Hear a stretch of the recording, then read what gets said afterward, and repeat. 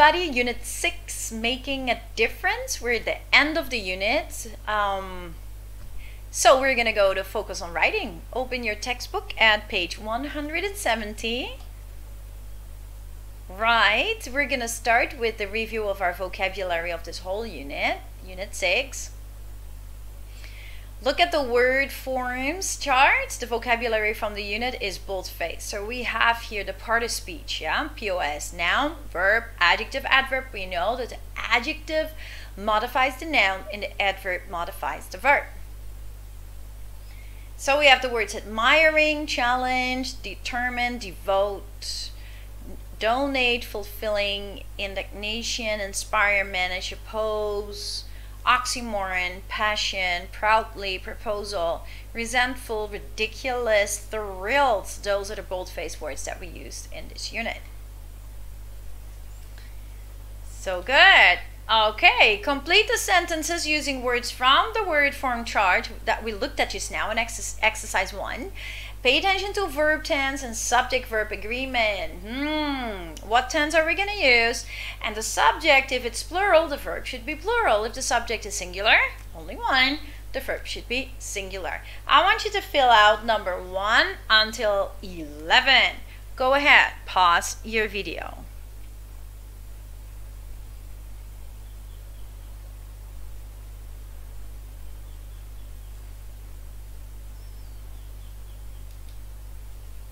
Very good. It brings us to expanding. A phrasal verb consists of a verb and a particle. The combination often has a meaning that is different from the meaning of the separate parts. Work in a small group. Now we're not going to do that. We're going to work by ourselves, but together we're going to check it and review it. I want you to read the sentences and encircle the best explanation for each underlined phrasal verb. For example, number 1, supporters of mandatory volunteering say volunteering for community service is time better spent than sitting around all day watching television or playing computer games. So we're looking at sitting around. What does that mean? I want you to circle the best explanation. And remember that phrases consists of 2 or 3 words. In this case, if it's a phrasal verb, it means it's a phrase consisting of a verb. So good. Okay, you can answer number 1 until 10.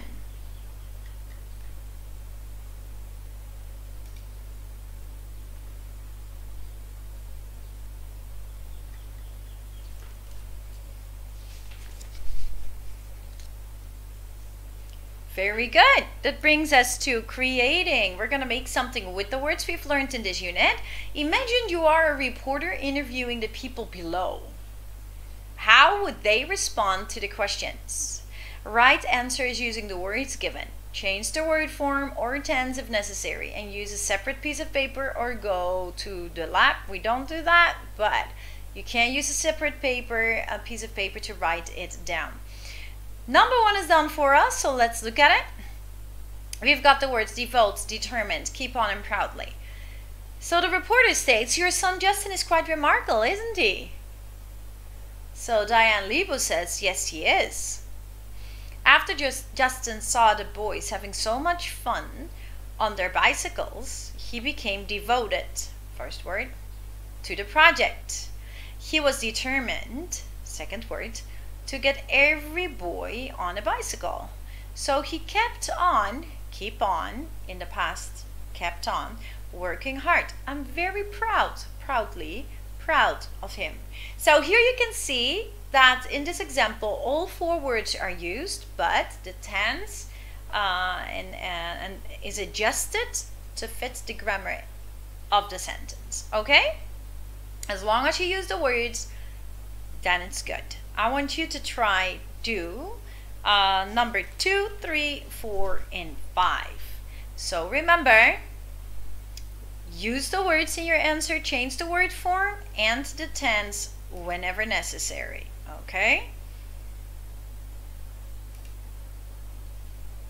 Great. That brings us to the grammar. I want you to examine the sentences and answer the questions. Yeah? Even though, despite the fact that, although. Even though Justin was not required by his school to volunteer, he chose to work on bikes and donate them.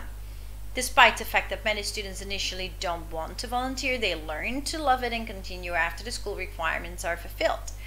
It is a good idea to get students to go out into the community, although it can be frustrating to have to write about it. Number 1, each sentence is composed of 2 clauses. What are the clauses in each sentence? Now you gotta remember this. This is called syntax, and this is explained in the ebook for reading and writing.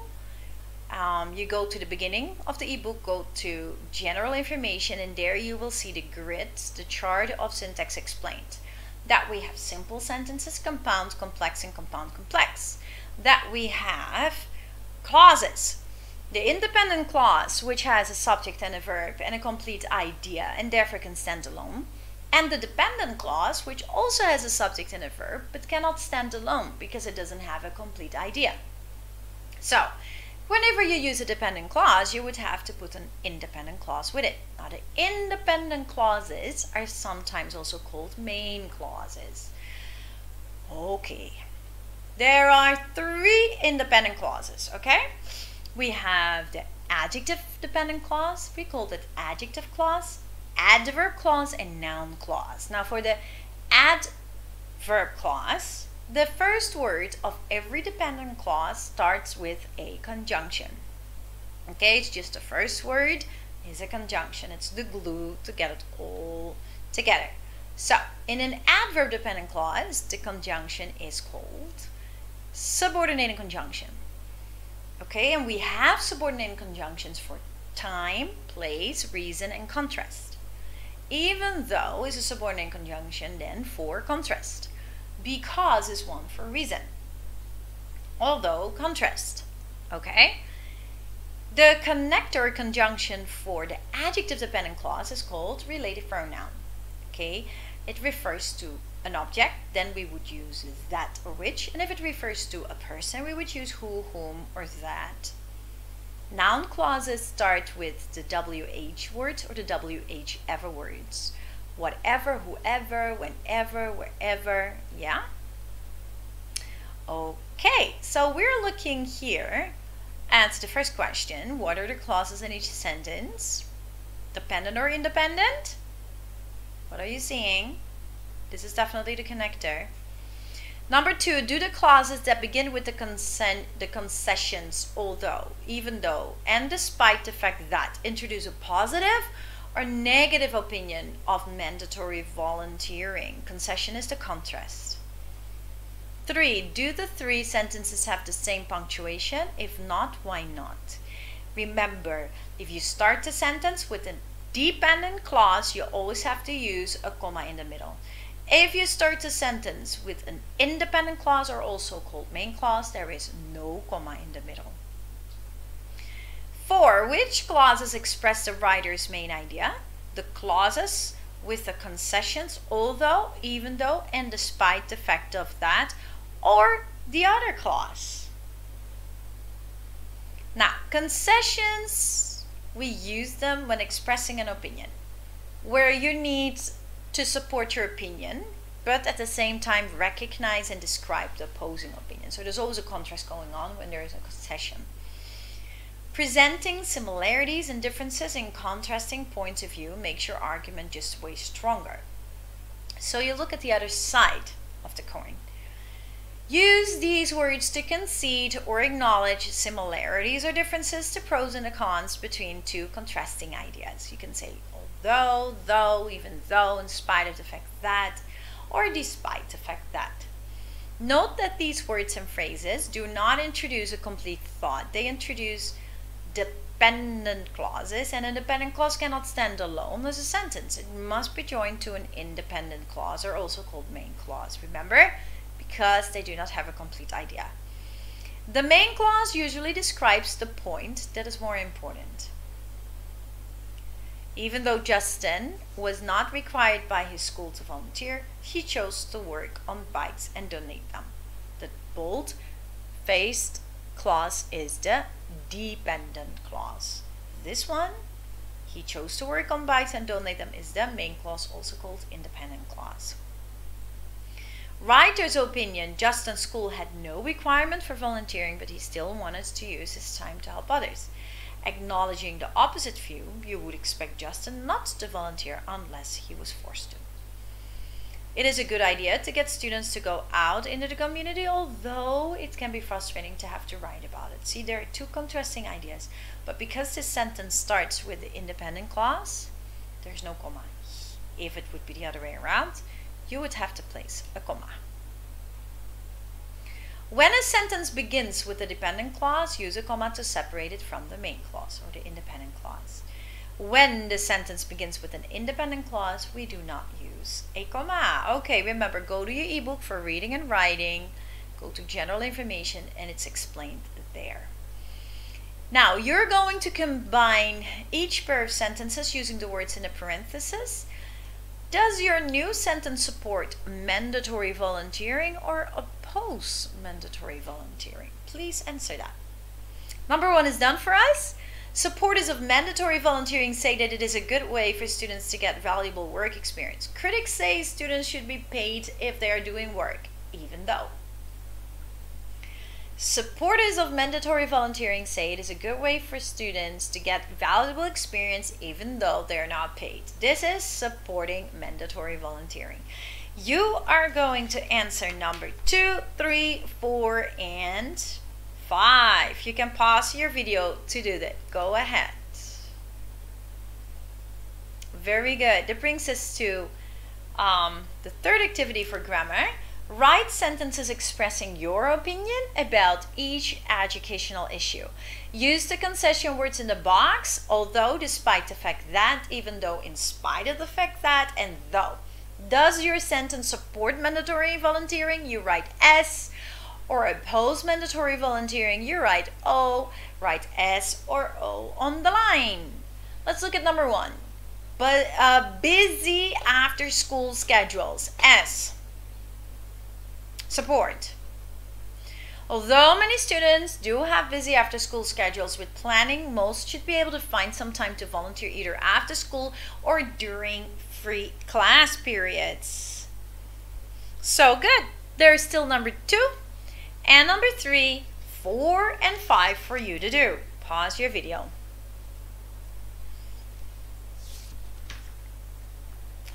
Great, that brings us to our final writing task, the one you have to write, a persuasive essay explaining your opinion about the volunteering program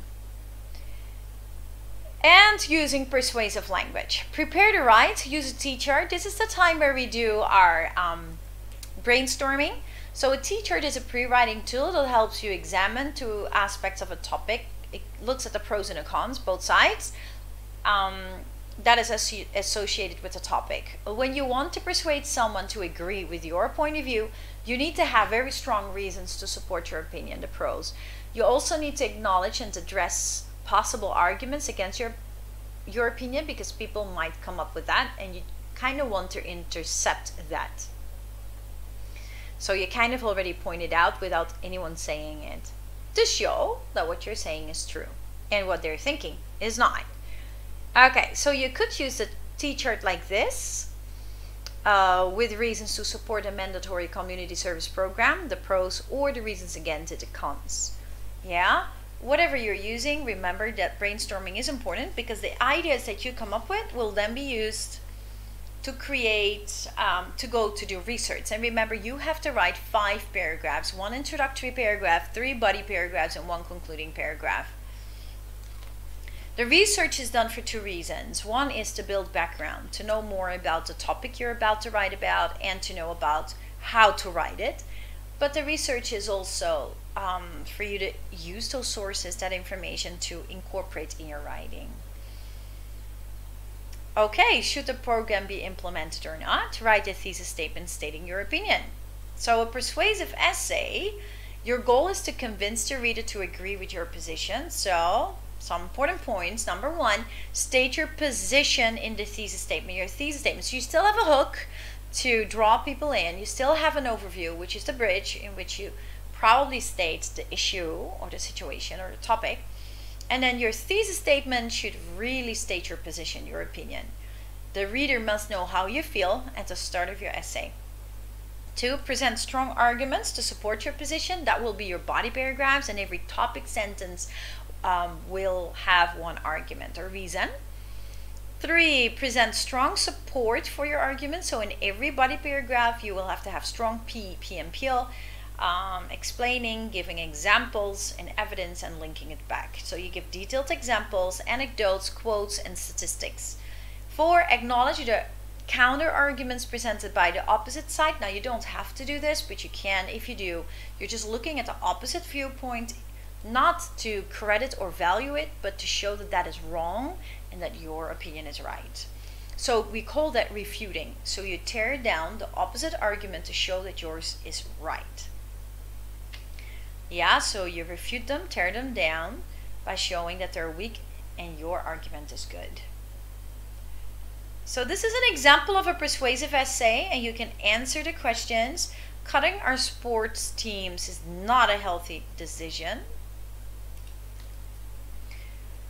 What is the student's main position in regards to cutting school sports? 2, what are the 3 main arguments the school uses to support cutting school sports? Complete the left side of the chart. And 3, what are the counter arguments the student presents? Complete the right side of the chart. Arguments to cut school sports and counter arguments. This way you kind of start looking and recognizing the parts of a persuasive essay. 4, do you think the counter arguments are convincing? Why or why not? 5, what examples are used to strengthen the student's argument? And I want you to underline them. Go ahead, pause your video. That brings us to the part where you have to start planning your own essay by looking at your list of pros and cons and prepare it right at the beginning just now. Choose 3 of the strongest arguments you will use to support your position, your opinion, and write them in sections 2, 3, and 4 in the brace map below. Add details on the lettered lines to support your arguments. Now remember, I told you about logos, pathos, and ethos, and I want you to include that. So your first body paragraph is referring to logos, your second to ethos or pathos, and then the last one. So you have to have one body logos, one ethos, and one pathos. Okay? It's the introduction, body 1, body 2. Yeah, this is 4, but you're gonna write 5. Yeah, so introduction, body 1, body 2, body 3, and concluding paragraph. Be and peel, remember that. Everybody has a topic, sentence, main point, detail, main point, detail, main point, detail, and concluding sentence. Look at the arguments in support of your position in your brace map. Now write them in the left column. What are the possible counter arguments, middle column? And then why are those counter arguments weak? Write the reasons in the right column. You will acknowledge the counter arguments in your essay using a concession clause and then refute them. But I told you in your essay you don't have to use counter arguments. You can, but you don't have to.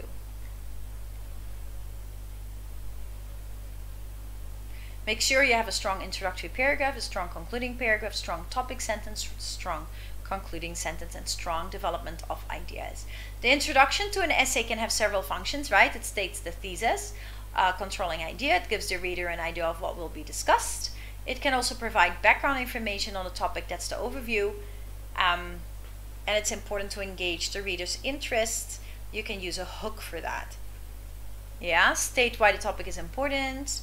As a provocative questions like a hook. Yeah, tell a relevant story or anecdote. That would be a hook to grab the attention of the reader. The overview states the topic, and background information it bridges, and the thesis in this case is the argument. Here we have 3 introductions. Underline the thesis statements, and then I want you to label each introduction with the letter of the techniques used. Which one is used? Looking back at 1, 2, and 3. Which one is used?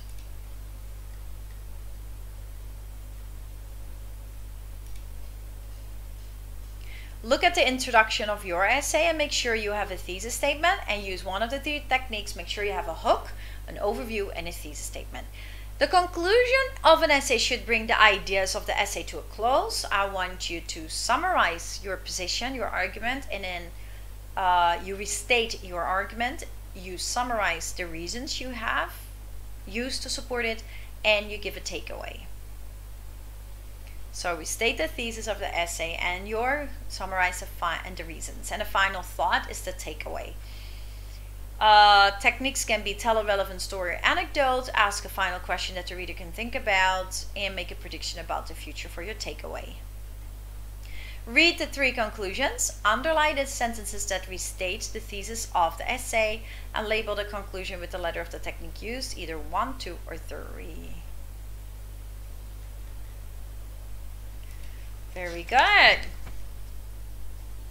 Look at the conclusion of your own essay. Make sure you have restated the thesis, have summarized the reasons, and given a takeaway. Then, of course, you edit your writing, see what is wrong and what can be, fix the final draft of your essay. Carefully edit it for grammatical and mechanical errors such as spelling, capitalization, and punctuation. And make sure you use some of the grammar and vocab from this unit, Unit 6. And use the checklist to help you write your final draft. And then you submit it. And you will not be late. You will be on time. So good.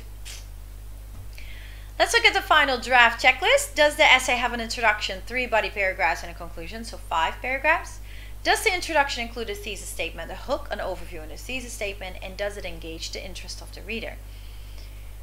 Does each body paragraph have a topic sentence which represents a reason? Do all the topic sentences support the thesis statement, which is your opinion? Do the body paragraphs present your arguments for and against, or only for? That's allowed. About mandatory volunteering. And do you acknowledge and then refute possible counter arguments? You are allowed to only use the pros, but you're also allowed to use the pros and cons. But remember, the counter arguments, the cons, are used to weaken them, to show that your point is the right one. Did you use concessions to introduce the counter argument? So those are the words that show contrast, or the phrases.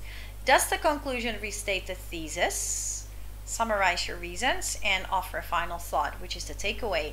And have you used the vocabulary and also the grammar of this Unit 6? I would like to know that. That brings us to the end of the lesson. So good. Okay, and that's not only that, it brings us also to the end of this unit. The first thing we did was the vocab. We reviewed noun, verb, adjective, adverb, part of speech, and completing the sentences with the correct verb tense and even subject-verb agreement. Then we did the expansion of the vocab using phrasal verbs and creating sentences by using those words and using the correct tense and word type. Then we went to our grammar concessions. We reviewed a bit about syntax and how to use a contrast with concessions. Then we reviewed how do you write a persuasive essay, the brainstorming using a T-chart, the parts of a persuasive essay: introduction, body, and conclusion, and the editing checklist for our writing. That's it. So good. You're amazing. You did an amazing good job. I appreciate you greatly, and I will see you very soon. God bless you. Bye bye.